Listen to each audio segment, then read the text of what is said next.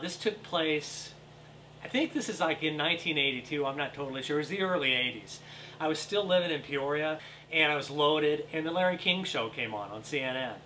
And I was kind of halfway watching it, listening to music, but I saw that the guest was Jay Leno. Now again, this is the early 80s. This is way before The Tonight Show. This is back when he used to do the David Letterman Show. He used to do like funny bits on there when him and Letterman were actually friends before they hated each other.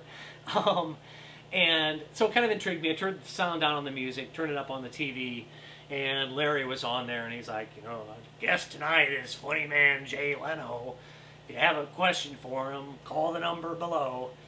I was really fucked up, and I can be kind of obsessive when I get low. I can be obsessive anyway, but all of a sudden I like obsessively wanted to get on that show. It was like I had to, or my whole night was going to be ruined. So I tried to think of a question, and lo and behold, I did think of a question that got me on, but ultimately it kind of pissed off Larry King, and I felt bad for the screener that put me on because she probably got fired. But that's what this chapter is all about.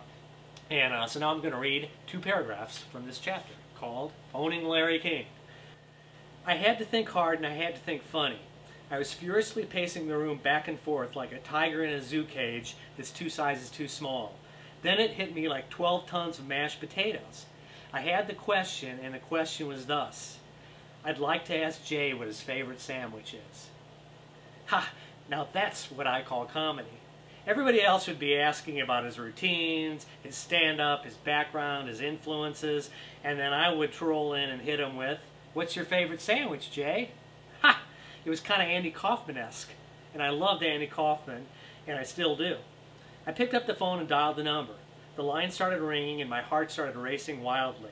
On the 4th ring, it was picked up, and a woman with a monotone voice said, "Larry King Show, do you have a question for Jay Leno?" She sounded almost robotic.